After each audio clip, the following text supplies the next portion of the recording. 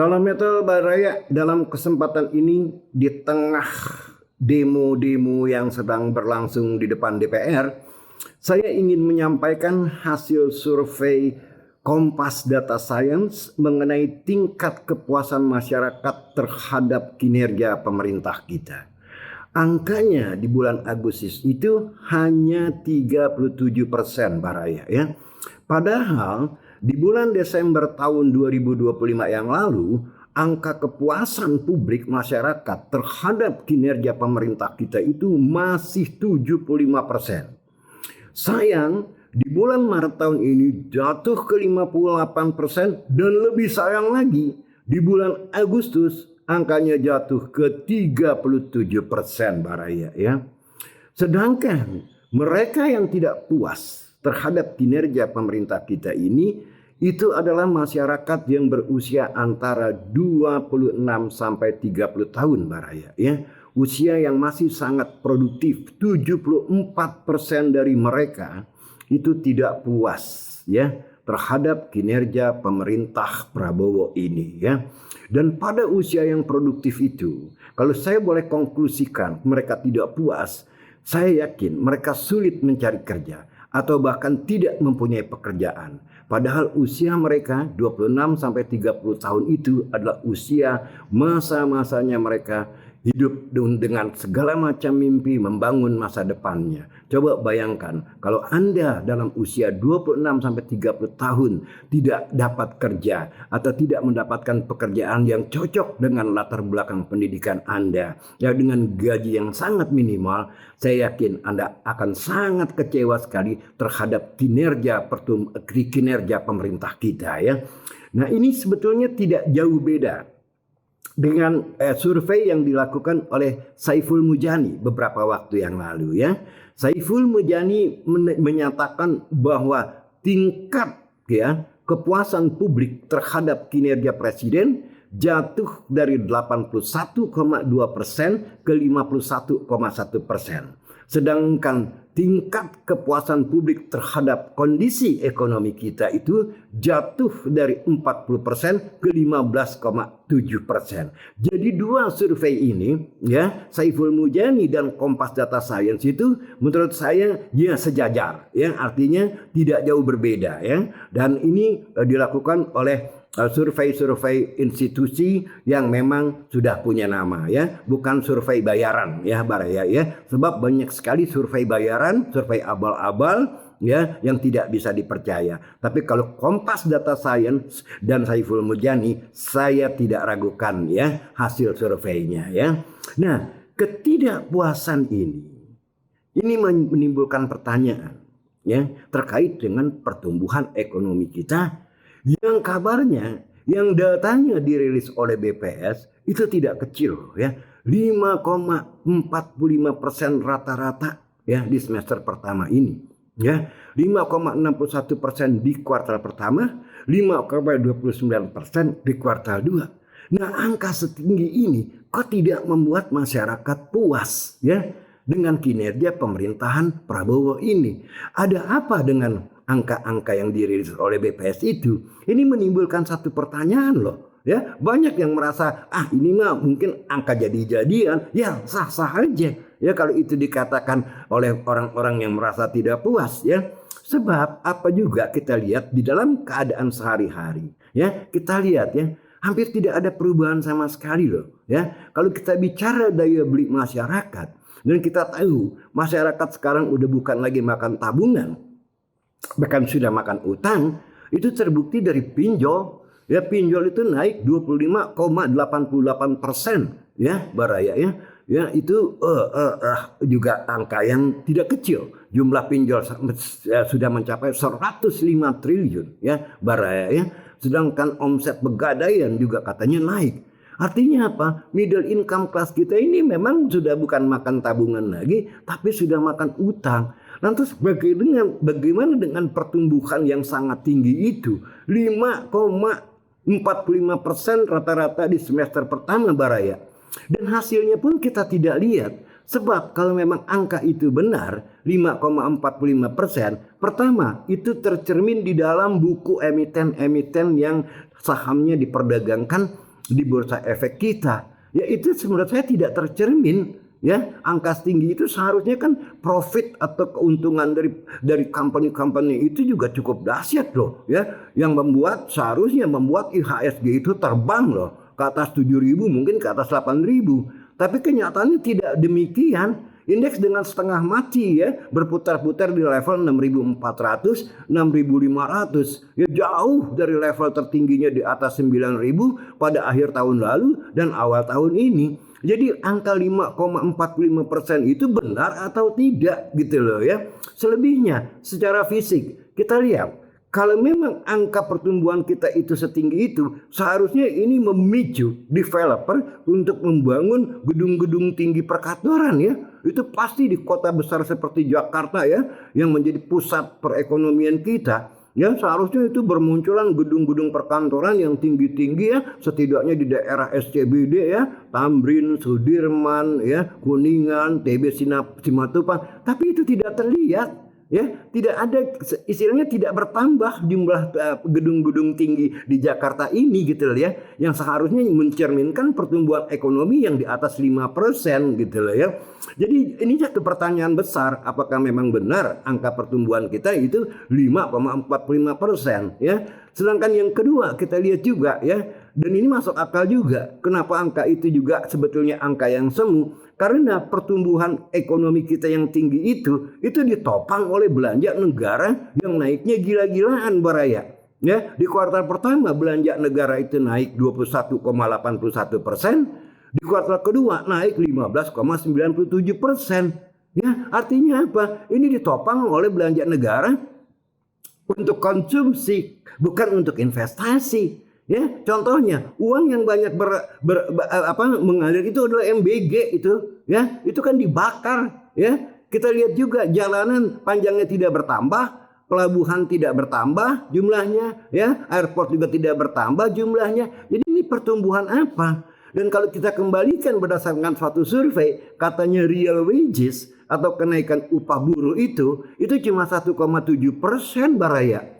Sedangkan pertumbuhan ekonomi secara real 5,45%. Ini terjadi kepincangan yang sangat luar biasa loh menurut saya ya. Jadi dengan kata lain, pertumbuhan yang tinggi itu tidak menghasilkan lapangan kerja, tidak menambah capital stock ya, berupa bangunan-bangunan perkantoran yang tinggi-tinggi sebagai cermin pertumbuhan bisnis yang flourishing, yang berkembang, tidak mengentaskan kemiskinan, ya, tidak mengangkat middle income class kita karena mereka hidup sekarang dengan utang. Ya jadi apa artinya pertumbuhan 5,45% di semester pertama kita ini? Itu pertumbuhan yang semu, yang abal-abal. Kita lihat juga Baraya ya, bagaimana rupiah masih tetap tertekan sampai sekarang ya. Dan utang BI itu bertambah 26 miliar US dollar ya sejak awal tahun ini. Ya, untuk itu dipakai untuk intervensi kalau menurut saya. Dan seminggu yang lalu saya lihat kalau nggak salah financial account kita ada surplus kurang lebih 7 miliar US dollar. Saya yakin itu berasal dari bilateral swap agreement mungkin dengan Cina ya. Yang maksudnya adalah mendapatkan uang fresh dolar 7 miliar untuk menjaga rupiah agar dolar tidak ngacir ke 20.000. Ya ini sesuatu yang tidak bisa bertahan lama Baraya kalau menurut saya ya. Nah oleh karena itu ya saya tidak mau berpanjang lebar ya. Pertumbuhan ekonomi yang dicatat oleh BPS 5, sekian persen, 5,61, 5,29 ya, itu sama sekali tidak mencerminkan kondisi yang sebenarnya di dalam masyarakat kita. Nah oleh karena itu ya menurut saya tidak aneh kalau memang rupiah terus tertekan ya Baraya ya. Dan saran saya kembali lagi kepada pemerintah ya kan, hapuslah MBG itu ya. Itu membuat utang kita sekarang sudah meledak Baraya ya. Pada saat Jokowi turun, utang yang ditinggalkan oleh Jokowi itu berkisar antara 8.300 triliun sampai 8.500 triliun Baraya. Sekarang posisi utang kita sudah berada di 10.293 triliun Baraya. Belum 2 tahun pemerintah ini beroperasi, pemerintah Prabowo ini utang sudah naik 21,17% Baraya. Dan hasilnya tidak ada. Masalahnya bukan masalah utang. Memang untuk menggerakkan ekonomi, apalagi untuk mengangkat pertumbuhan, utang is a must. Ya, memang harus berutang, ya, terutama private sector. Misalnya kalau dia mau mengangkat pertumbuhan ekonomi, dia harus capex, capital expansion, dan itu adalah utang. Ya, tapi masalahnya utang yang dilakukan oleh pemerintah ini tidak menghasilkan apa-apa, dan itu terbukti dari dua survei tadi. Survei Kompas Data Science menghasilkan angka cuma 37%, di mana 74%-nya yang tidak puas itu adalah usia yang sedang aktif-aktifnya bekerja 27 sampai 30 tahun Baraya. Ya, itu masa yang sedang membangun mimpi masa depannya, ya. Usia yang sedang membangun mimpi untuk masa depannya, pengen punya rumah, pengen punya keluarga. Coba bayangkan kalau mereka tidak ada pekerjaan, tentu mereka pasti kecewa, dan ini tentu sesuai dengan survei yang dilakukan, hasil survei yang dilakukan oleh Kompas Data Science, ya. Jadi Baraya, advice saya kepada pemerintah sekali lagi sama, ya, untuk menghasilkan pertumbuhan yang berkualitas, ya, yang menciptakan lapangan kerja, ya, yang bisa mengentaskan kemiskinan, ya Baraya, yang bisa mengangkat middle income class kita, Baraya, ya. Itu harus dilakukan reshuffle kabinet, dan terutama adalah Menteri Keuangannya. Karena fiskal polisi ini penting sekali, ya. Jangan bercanda dengan kebijakan fiskal yang kalau kurang defisit APBN cuma bisanya ngutang, itu sih nggak perlu orang berpendidikan yang jadi menteri, lulusan SMP pun bisa. Ya, kalau kayak begitu, ya, kita memerlukan Menteri Keuangan yang memang benar-benar paham bagaimana ekonomi mekanismenya bekerja, ya. Kalau ekonomi cuma ditopang oleh utang dan belanja negara yang sama sekali abal-abal tidak produktif untuk dibakar uangnya, ya nggak usah PhD, nggak usah doktor dalam ilmu ekonomi, lulusan SD pun bisa. Ya, Baraya, ya. Jadi itulah pesan saya kepada pemerintah ini, ya. Ekonomi kita tidak berada dalam kondisi baik-baik sekalipun angka pertumbuhan yang dirilis oleh BPS itu di atas 5%. Tapi kenyataannya masyarakat nasibnya tidak berubah, Baraya, ya. Nah, itu pesan saya. Ada juga yang bertanya, Pak Ferry, kira-kira dalam kondisi seperti ini aset apa sih yang paling berharga? Apakah saham, ya, emas atau dolar? Saya bilang jangan main saham kalau menurut saya, ya.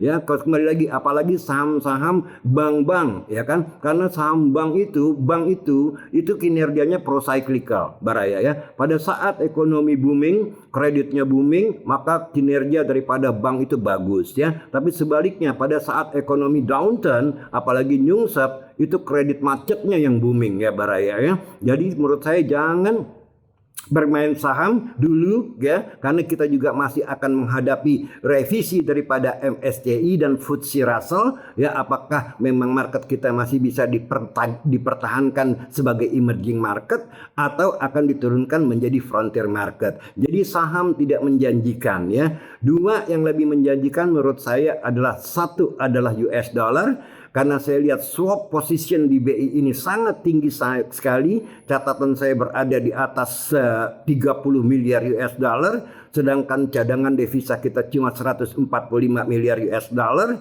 Pada saat swap itu jatuh tempo, yang jatuh temponya adalah less than 1 year, ya, kurang dari 1 tahun, saya ngeri cadangan devisa kita akan terkuras, ya. Sedangkan untuk emas, saya melihat bond market di Amerika ini tidak bisa dipercaya. Saya khawatir bond market ini bisa crash, ya. Karena apa? Karena kembali lagi ada satu negara yang bermasalah, yaitu Jepang, ya. Jepang ini yennya melemah luar biasa sampai Amerika turun tangan, ya. Menteri Keuangannya menyuruh membeli yen, ya, untuk memperkuat yen, padahal pemerintah Jepang sendiri telah mengguyur 59 miliar US dollar untuk menolong yen. Nah, saya khawatir ini tidak bisa bertahan lama sehingga Jepang terpaksa harus menjual surat utang obligasi pemerintah Amerika untuk mendapatkan dolar, dan dolar itu akan dipakai untuk intervensi memperkuat yen-nya, ya. Itu yang menurut saya alasannya kenapa saya memilih emas. Emas sekarang sudah berada pada posisi balik lagi ke 4.600 dolar per troy ounce,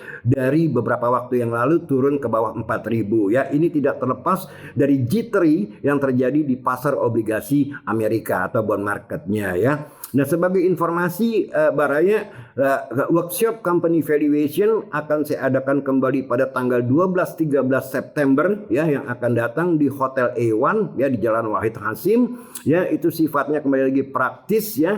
Anda harus datang dengan laptop karena kita bekerja dengan Excel dan real data. Kita bedah laporan keuangan semua emiten yang Anda inginkan, tapi terutama blue chips ya, IDX 30, Kompas 100 ya, untuk mendapatkan atau memprediksi harganya akan kemana ya Baraya ya, sehingga Anda tahu ketika Anda membeli saham kira-kira harganya akan berapa ya. Nah, minatnya banyak sekali ya, tapi sayang ya, dalam setiap workshop itu, dalam setiap batch ya, saya batasi hanya 20 sampai 25 orang saja ya.